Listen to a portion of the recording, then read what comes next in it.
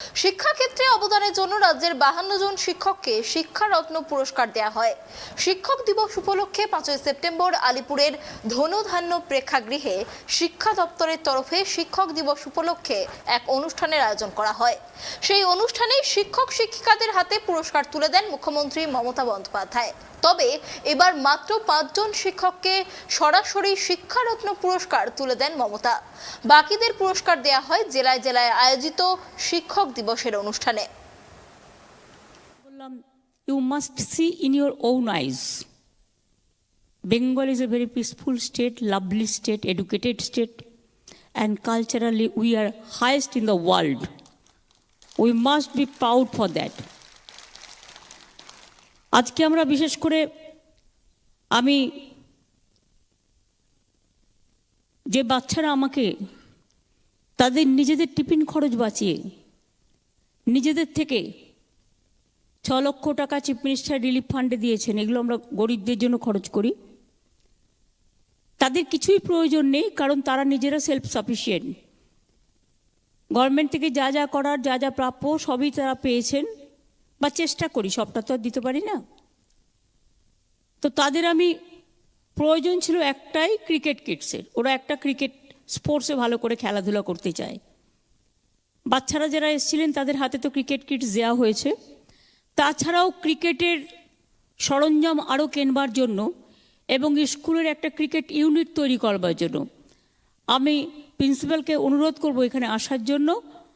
আমি 2 লক্ষ টাকা তাদের হাতে তুলে দিচ্ছি। আমাদের বাংলা, রামমোহনের বাংলা, বিদ্যাসাগরের বাংলা, রবীন্দ্রনাথ ঠাকুরের বাংলা, নেতাজির বাংলা, মাতঙ্গিনীর বাংলা, বিনয় বাদল দীনেশের বাংলা, ইভেন আমি গর্ব করে বলছি আজকে যে এই যে ইসরো চন্দ্রযান করলো তাতে বাংলার 38 জন আছে।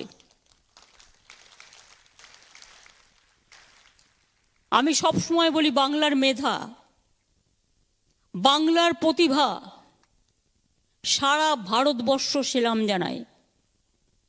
আজকে যদি আমেরিকায় যান দেখবেন 50% ছেলেমেয়েরা বাংলার। হার্ভার্ড থেকে শুরু করে, অক্সফোর্ড থেকে শুরু করে, লন্ডনের যে কোনো স্কুল থেকে শুরু করে, কলেজ থেকে শুরু করে, বাংলা বাংলাতেই আছে, প্রত্যেকে এগিয়েছে।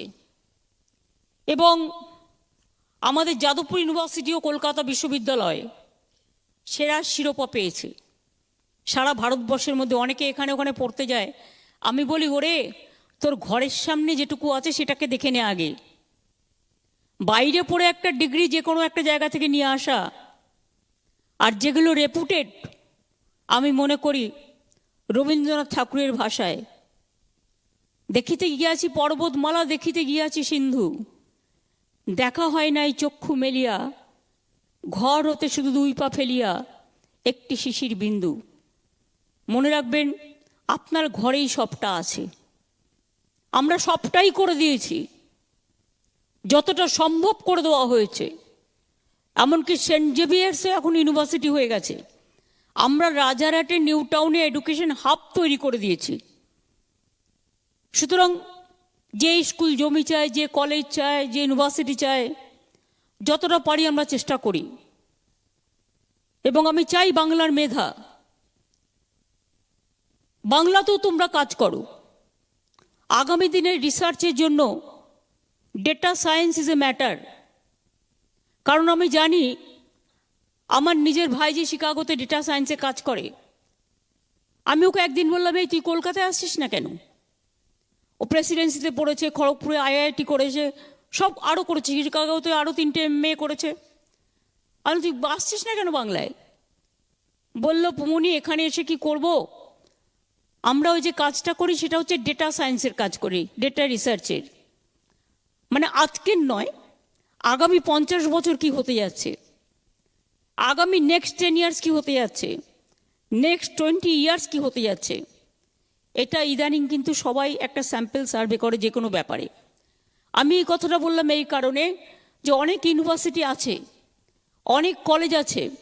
আমি ব্রাত্য বোসকে এবং মনীষকে বলবো আমার এখানে আমার chief secretary, home secretary, finance secretary, education secretary Bratya Bose, Arup Biswas, Indranil Sen, বিনীত সবাই আছে। তোমরাও ডেটা রিসার্চ সেন্টার শুরু করো। তার কারণ হচ্ছে বাইরে যারা আছে সেই প্রতিভাগুলোকে যেন আমরা নিয়ে আসতে পারি। আইটিআই থেকে আপনারা মনে রাখবেন, যেমন আইটি ডিপার্টমেন্টের ব্যাঙ্গালোরে যারা কাজ করে ম্যাক্সিমাম বেঙ্গলের, টোটালটাই বলতে পারেন 100% বেঙ্গলে।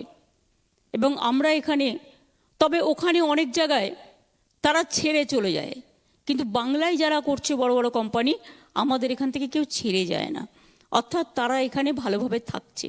এবং আমরা সিলিকন ভ্যালি করে দিয়েছি। সিলিকন ভ্যালিটা হচ্ছে just a prototype of silicon valley, এবং সেটাতে আমরা 200 একর জমি দিয়েছি।